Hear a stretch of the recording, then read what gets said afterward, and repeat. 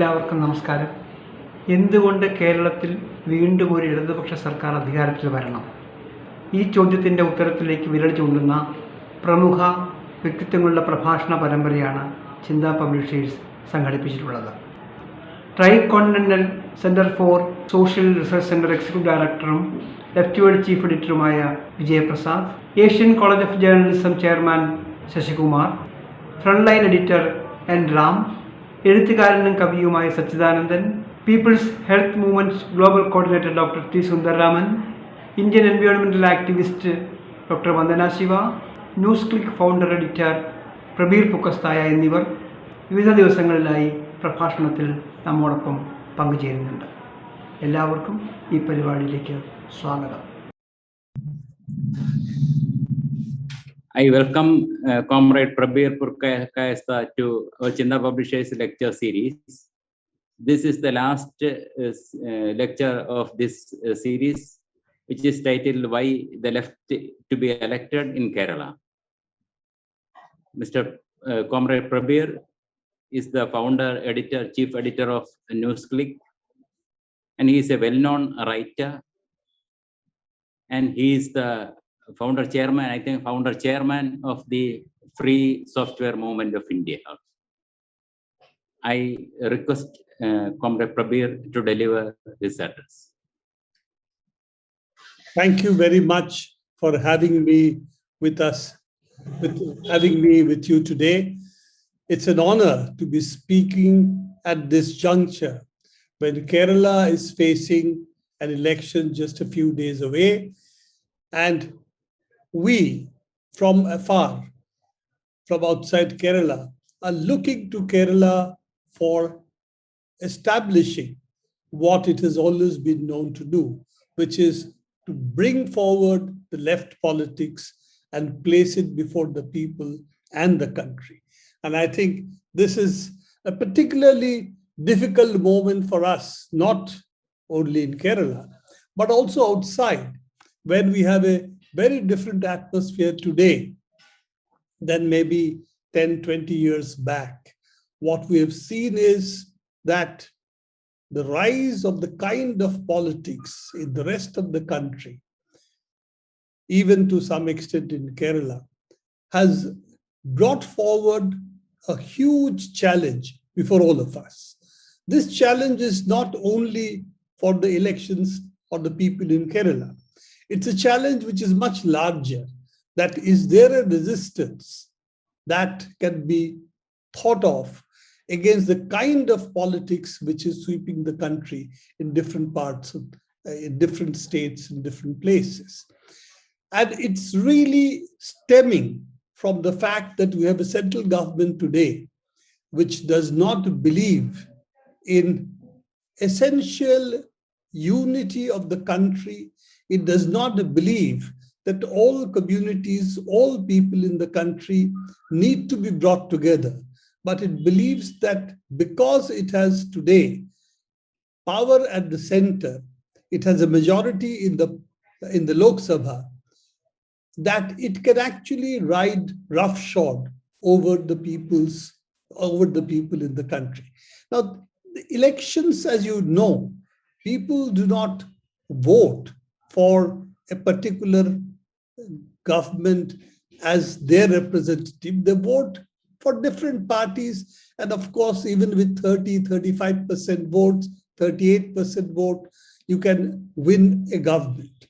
But the point is, this till date has been thought of as something that any government which wins at the center needs to take the states and the people along with it. There may be differences, political differences of different kinds, but we have never seen that the way the central government today has used all the instruments at its disposal against the state governments, against other political parties. We have, of course, the very recent picture of what is sought to be done in Kerala. I'm not going to repeat that. I'm sure you know that much better than I do. But this practice of launching witch hunts against all political parties of the opposition irrespective of whether they're ruling parties in different states or not, is something that this government has brought to the forefront. Of course, along with that has also been attacks on the media. You have had various charges being put on them. We have had midnight raids in different offices. So you are slowly beginning to see the kind of fear psychosis that is beginning to grip the people in different places, particularly those who have been opposing this government, who've been speaking against it, or have brought to the people what the real issues of the people are, what are the kind of movements that are taking place on the ground. Any such measure, any such attempt is met with outright repression. We have seen the 22-year-old girl, Disha Ravi, for supporting the farmers. What kind of attack was launched on them? And it still continues. It's not because it's gone off the front page of the paper, the attack has disappeared. It is that it has taken a slightly less visible form. So you have all the attacks today on democracy in the country. And along with it, we have, of course, the rise of hate politics. Now, hate politics is not something which did not exist in the country. It was always thought to be something which people should be ashamed of. If they did it, they at least tried to claim that they were not doing something which was hateful. They were actually talking about nationalism, identities, and so on. Now there is no cover. It's naked, open hate in which you have people attacked, women attacked for what they are wearing. You have an attack if a man and a woman decide that they should get married. You have attacks based on either caste or religious identities. So you can see that this is not limited to simply the sphere of politics, but it is entering social life in all kinds of ways. Now, here is the challenge for us in the rest of the country, that how do we fight? And in this fight, we would really look to what happens in the elections in Kerala, because that for us, the victory of the left there would act as a strong secular pole in this country, a strong pole of an alternative kind of politics where people and the government works together for the welfare of the people, trying to unite all sections of the people against the crisis of society, the crisis of economy that we are in today. And of course, we are in two simultaneous crises. We have the crisis of COVID-19, which again, Kerala has had an exemplary fight against, keeping the numbers under control. It's the only state where the numbers at the moment are going down and not rising, as in many other states. It had controlled the wave, it had followed up the patients, it could isolate the people who were infected very early. The tracking was excellent, and the hospitals did not face the crisis that they have in other places. The public hospitals, the system stood up to the pressure of COVID-19, and we have won, the left-run government has won kudos in all parts of the world, including those who don't like the left, including them. They have been forced to say that Kerala had an exemplary way of dealing with COVID-19 pandemic. But let's not forget, it has had a huge negative impact on the people in terms of employment, in terms of women, in terms of children's education, and obviously the poorer sections have been hit the hardest. They have lost employment. We saw what happened in the huge migration that took place of the people. The jobs haven't come back. It has fallen disproportionately on the women. Women have lost much more jobs than the men have. And top of that, if you are poor and your school is closed, how do you get the children to study? Because now distant education means a smartphone or a tablet or a computer. And that's something which the children of the poor are not having access to. So this is a huge crisis that is added to the other crisis we already have, which is of the economic crisis, the shrinking of the economy. Of course, the shrinking of the economy would have started before COVID-19. So let's not think that the economy has slowed down only because of COVID-19. But what COVID-19 did was to create a huge hit on the economy, on top of an economy which is already faltering, which is already weakening. And therefore, we have had a huge loss in terms of economic growth, in terms of jobs, in terms of what access we have to welfare measures, because all of that is under pressure at the moment. Kerala has, of course, also shown that not only has it been able to fight the COVID-19 pandemic, it's also met the social challenge much more than other states. So that is all there. But more than today, as I said, I'm not going to talk about what Kerala, the left government, has done, what under the able leadership of the Chief Minister, Pinarayi Vijayan, what it has done. You know that much better than I do. But what I would like to tell you is that this example in front of the country is extremely important today, because if there is a secular pole in the country today, which is standing up to the kind of hate politics, the communal propaganda, the communal temperature which is being raised in different parts of the country, this is Kerala. And if the Kerala people stand firm on the secular left pole of the country, then this will provide an enormous amount of support to rest of the country, which look to Kerala for inspiration and for, the good news that yes, BJP is not able to enter Kerala. Yes, the left is still standing firm.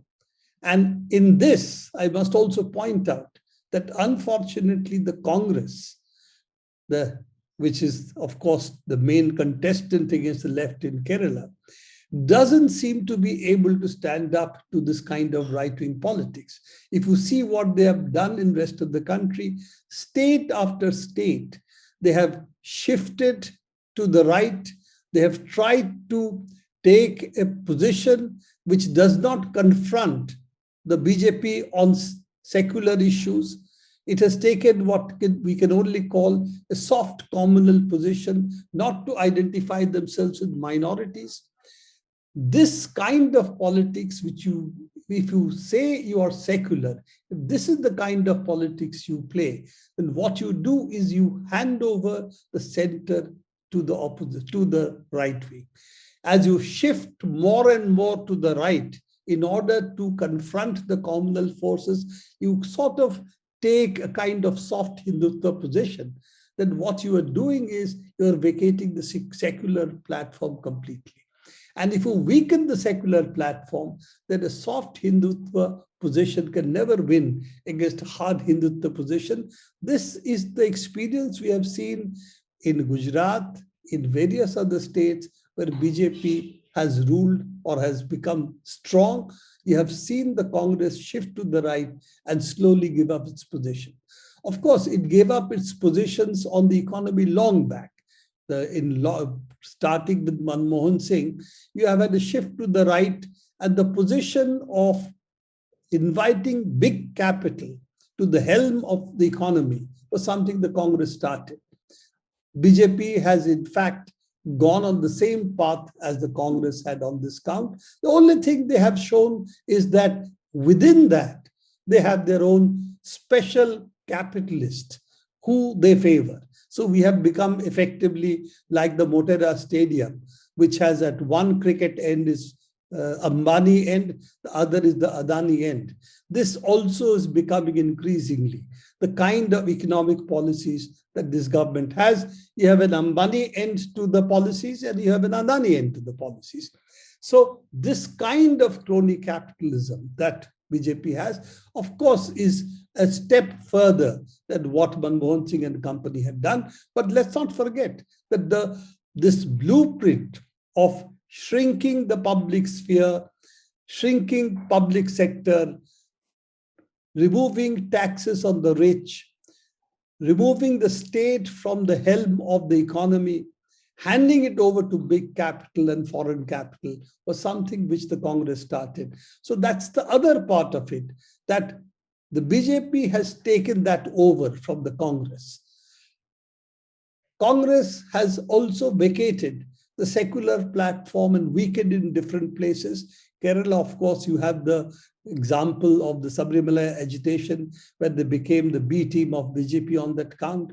But all of this is essentially the politics of opportunism and the fact that Congress is a party which today does not have a leadership which can take forward the position of the national movement. What kind of a nation should India be? And that vision of the Indian nation, that's a secular democratic republic, is something the Congress seems to have forgotten. And if they don't fight for that, then unfortunately, for the rest of the country, we have a crisis.